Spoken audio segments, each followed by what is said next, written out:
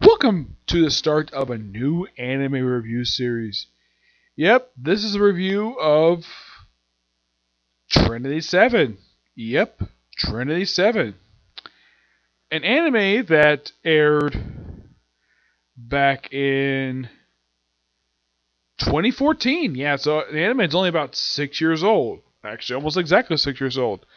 Yes, the studio who made this show is Seven Arcs Company.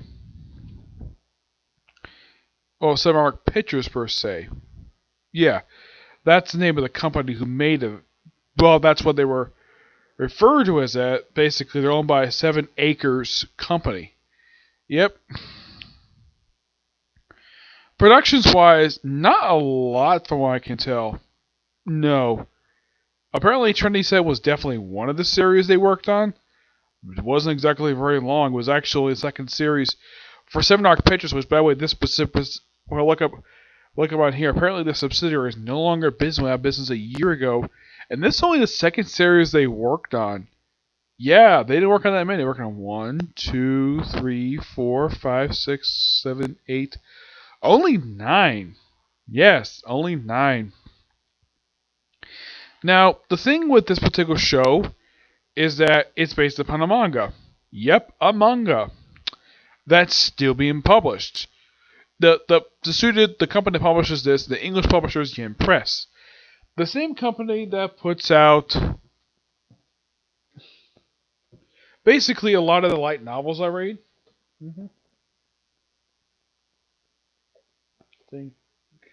Yeah, this company right here. The same company puts out this book right here. Yep, they put out English translations, kind of like Viz Media in a way. Yeah, the one of Viz Media's competitors. Yeah, along with Kesha Comics. Yeah, they're one of the biggest competitors when it comes to anime. Well, mostly manga in some ways. Now, pretty much from when I looked up online, apparently this series is still being published. It's only been publishing now for 10 years. Yes, 10 years. And from when I look at some comments online, apparently they've only released like 116 chapters. I read, prior to start watching his anime, I only read the first 99 because that's how much was English translated. But now I have pretty much finished up the first 102 chapters, which was collected in the first 22 out of 23 books. This anime pretty much adapts, mostly, pretty much from what I can tell, the first 10 chapters of the series. Mostly from chapter 0, ending at chapter 9. Basically, 9 chapters of the series, which is technically the 10th chapter, per se. Now, oh yeah, and by the way, this is the English dub. And who does the English dub? Sentai Filmworks. Yep, Sentai Filmworks. Yeah, they're the one who does this. Though for some reason, they did adapt.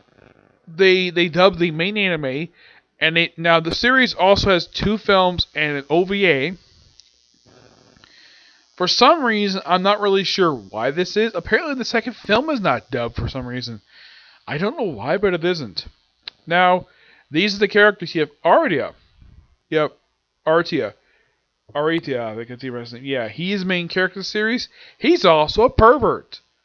Now you're probably thinking, wait, Nick, you are watching another anime where the main character is a pervert? Didn't your last anime basically kind of be like that? No, that was Aztec War. That was one I finished up recently. This doesn't happen very often where the character openly admits he's a pervert. I would say one of the most biggest ones of this is probably High School DxD. The guy is very similar to Issei, but the thing is, Issei actually developed his particular magic basically a little bit later on. I'd say with the end of like book 2. Here he does in the first few episodes of the series. Basically, one of his abilities is the stripping magic. Yep, the stripping magic, which in High School DxD, it's dress break. Oh yeah, and by the way, he does not activate by simply snapping his fingers. It just magically happens. Yep. Yeah, now here's the characters who appear in the series. You have Hydra, his cousin who disappeared back in the pilot, who also kissed him before he disappeared. before she disappeared. Yeah, she disappeared, though she came back later. Don't worry about that. Now, the titular Trinity 7. Yeah, first their leader, Liv, who was a teacher, she is voiced by Alison Summer. Yeah. Oh, I should point out, though, that the Ezra, the main character series, he's voiced in English dub by Cameron Puchachi. I guess I can. It's kind of hard to pronounce the guy's last name. The point when I was hearing him when he voiced it, it seems like he was doing Johnny on Bosch impersonation. No idea why, just that he was. Now his grimoire is voiced by Jed Saxton. Great voice actress. 25th anime I've actually heard her in. She's basically voicing his grimoire. Though, when I think of grimoires, I think of basically big books. Now, this is only the second series I've come across where characters are carrying grimoires. The only other series I can think of that actually had this is Black Clover. The only difference is they're not based in in a school. They're basically in the way government agents in the way. They're basically the military for the Clover Kingdom. I mean, that's the only similarity. The difference is that their books are basically smaller. They're basically the size of, let's just say, the Starburst box. Yes, this is the size of their grimoires. And a lot of the time, these grimoires are pretty much kept in, like, of course, his is basically kept in chained up. Some are a little bit slightly bigger, like normal size, basically, grimoires, but not all of them. And within these first 4 episodes, they introduce almost the entirety of the Trinity 7, but one character. Yep. Now, the first episode introduced the character Lilith. Yeah, a woman who, in the English dub, yeah, when the main character sees like, oh yeah, you're the one with the nice rack. In the manga, basically, he says, you're the one with the outrageous boobs. That's what the manga translation, as the English translation, what the manga said. Yep, and this is only just the first episode. You also have Irene, a woman voiced by Christina Sarup, who also, believe it or not, is the first woman of the series who the main character saw naked. Though he didn't do that at all. She did that herself. Apparently, she bathes in the men's bath because no one goes in there. And she has no reaction to seeing the main character seeing her naked. Also, she develops this thing where she calls her husband constantly.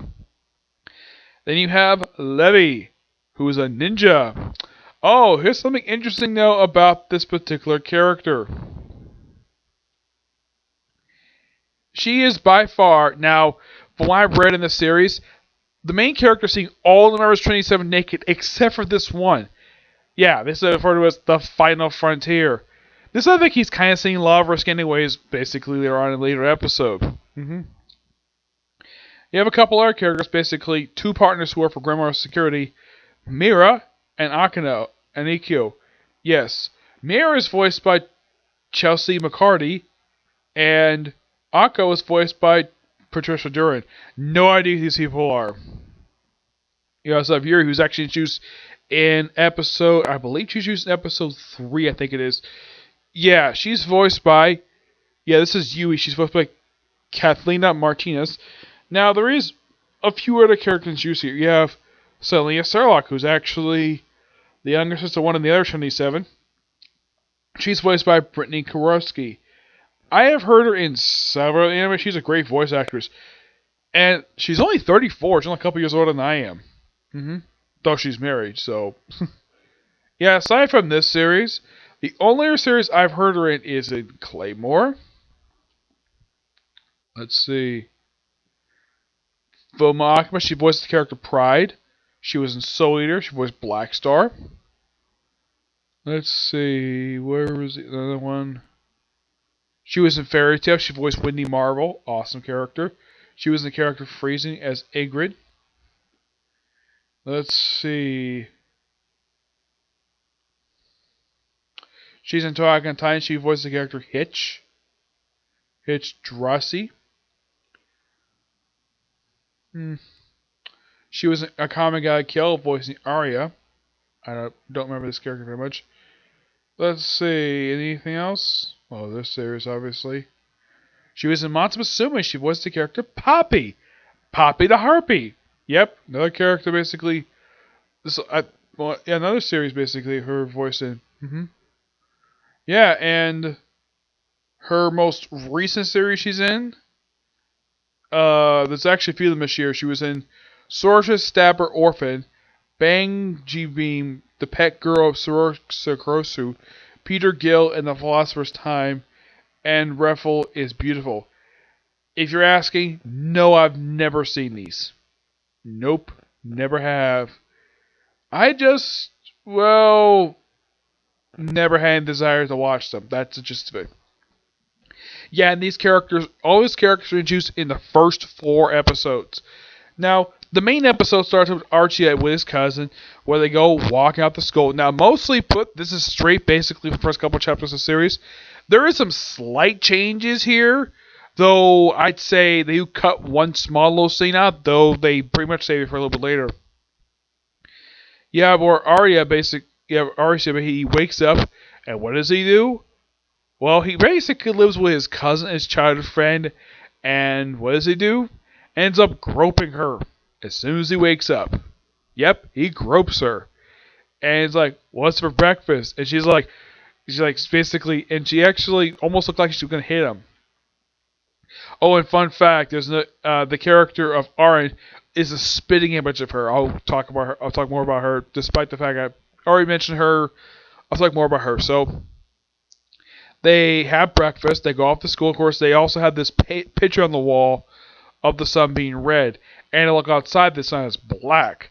Well, they explain a little bit later. They explain about half of the episode the reason for it. They go off to school, and they come across Lilith just walking by her. And in the manga, she says a line to him. In the anime, she doesn't say anything, which I thought that was kind of odd. They go out to school, everything's perfectly fine. Now, they do cut out something else for Lilith. Basically, in a way, they kind of rearranged. Basically, we have Arya. His first, his next interaction with her, where he's automatically on the roof just chillaxing. Hejima is already there, and then Lilith is there. Oh yeah, and he says the ridiculous line. Oh yeah, you're the one with a nice rack. Yes, that's what he says in the anime. Kudo. Now, from a guy's perspective, that I love that line. Saying a woman's got a nice rack. Woman's perspective, they probably would hate that line. But as a guy, I love it. I thought it was kind of hilarious. And despite the fact that most of the dialogue they exchanged prior to her attacking him, mostly it's the same, except they kind of they moved the location of this particular conversation. In the manga, it's basically just before they get to the roof. In the anime, they're already on the roof, and she's already basically pointing a gun at him. And it goes, oh yeah, this whole town was destroyed by his power, called the breaking phenomenon. And apparently, this cousin apparently is not actually his cousin. It's just basically something that just took the form of her. And of course, well, he does break the spell. Of course, he easily points out though this woman is pretty much the same thing as her. He's like, why is the sun black? He's like, because it's always like that. No, because the sun's red. It kind of is like that. Usually it's reddish yellow. So she disappears, and showing the flashback, she was the first person to actually give him a kiss. Yeah, she gave him his first kiss. There's another character who kisses him later, which I'll get to her when I discuss her in episode 5. She's one of the Trinity 7. No, it's not Lilith. Lilith, I don't think ever kisses him. I can think of. No, I don't remember. So it's like basically gives him like. And then pretty much becomes somewhat similar situation to what I did at the start of Black Blue Exorcist. Like give 2 options. You can either run away, you can die. Basically his answer, teach me how to use his magic. Go straight to school. Yep. Pretty much a similar opening premise they have at the start of Blue Exorcist. Yeah. Though his power is considered to be a demon lord candidate, which is interesting. And of course, he goes off to the big school, finds out live with a teacher, a smoking hot teacher. Now she is pretty much the same age he is, despite the fact she's a teacher. And they do cut up basically his first meeting with Serena, the woman who's voiced by Brittany Kowalski. Yeah, they actually move his first interaction with her a little bit later, where they're in the classroom. And here's the thing. The whole interaction of the scene, it's spot on from the manga, no real change. Where basically he gets introduced, is like, oh, you're a teacher? And she asks the obvious question, what kind of girls do you like? Like, I like women with big breasts. Those small girls always, small breasts always good for me too. He likes any girl, and she's not even embarrassed by this at all. And of course, all the girls basically want him as soon as he says that. I'm like, wow, that's quite something. And then pretty much like Raph, that he goes to the men's bath. He just chillaxes and he meets Aaron, who is completely naked. And he runs out like, oh, I just saw my cousin. And she's like, no, that's not your cousin. That's Aaron. And then she comes out wearing a towel. And it's like, why didn't you have any reaction? It's like, doesn't really care. Yeah. One of a handful of characters I see in anime who has this emotional, like, this basically is so much emotionless to a little bit later. This is the third character I've seen like this, who's also the main character. Yeah, she reveals a little bit later in the series. Yes, the only two that have been like this, I think it was Rika from Ari the Scarlet Ammo and Kiniko from High School DxD. So, like Raph, the very next day, she follows him around. Sits next to him in class, sits next to him with lunch, and pretty much follows him almost to the men's room. She's like, I have no problem going in there. Yeah, then of course she walks off, and then of course that's when he meets up with Levi the ninja. And meets up with Levi and yeah, just Levi. Yep.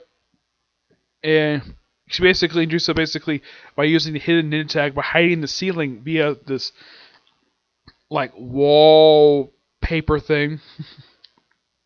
Yep. Let's see what else happens. No, that happens a little bit. And then of course, while we have her unleashing her magic, destructive magic, and uses it on Arn, uses Archia, and he unleashes his phenomenon, which ends up destroying the whole school. They kind of, in a way, rearranged this, like Raph, as like leave off a cliffhanger, and you're probably like, what the heck just happened? Because next thing you see in the very next episode, like, oh, they're fine, and they're at the beach. Interesting way, like, oh yeah, you destroyed the school. They kind of, in a way, put this out of order. I thought that was quite odd. Where you in a flashback that he got transported to meet Yui for the first time. This happened in episode 3, where it goes to her room. They do in fact change her hairstyle. Her hairstyle is slightly different than it was in the manga. Manga, it's very curly. In the anime, it's straight. Though from what I could tell, it's probably the same hair color, though it's in black and white. That's how the manga presents it. And mostly put, it's the same interaction. Not much change aside from the hair. And it shows the thing, of course, he does use it. And he uses the ability to control, he unleashes Megas form. And also inadvertently strips all the girls naked except for one. Yep, one. Inko basically, well, she is pretty much immune from it for a bit, though she does eventually get a chance to see you naked. Later on in the series, don't worry about that. Then pretty much like, oh yeah, the punishment is simply physical labor. But, and he asks the obvious question when they go to the island, like, why this island? No, they refer to it as paradise in the manga. In the anime, it's like, why Tropical Island? Because the headmaster wanted to come here for some time. So, why not come here? Okay. And we also have all the girls in their smoking hot bikinis. And I love basically when they show off Little Swimsuit, he's like, yeah, I approve, 100 points. Even I agree, it's a great looking swimsuit. Yep. And of course, it's a great funny scene. And then we have, well, we have, Oh yeah, she also basically, the fact that she was kind of responsible for it too. It's like, oh yeah, collaboration effort. She always refers to him as basically husband in the anime. In the manga, it's partner. Yeah, it's like, oh, you're cheating on me already? Yeah. Oh, before this, basically, I forgot to mention this. We have this wonderful scene. Now, this scene is pretty much spot on.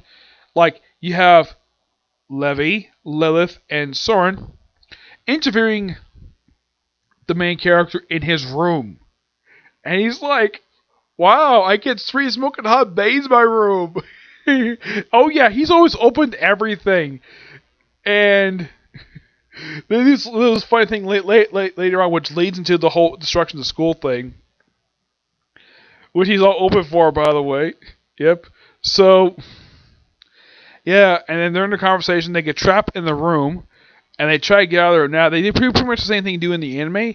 The only slight difference is when we have the main character, when he breaks the chair he's on, the piece is always actually a little bit smaller than it is in the anime. Yeah, it's actually a lot more smaller. So they have the bed, and well, they destroyed the device, and well, that was simply it. Yep. And then we have this wonderful little scene where we have Aaron just talking to Lilith, and she asks the obvious question: "What, do you want to engage in premarital sex?" She says that in the anime, which I found that to be also be funny as well. I just found it to be hilarious. The fact she would offer it, he's like, "Yeah, I'll definitely do it." As far as I can tell, the character's still a virgin in the series. He's never had sex with any of the girls. Now I know he's been kissed by a couple of them, but he's never actually had sex with any of them. Not that I've seen, no. So he's still a virgin. So that's what leads into the whole destruction of school thing. And then, like, right after that, like, right after the school, after the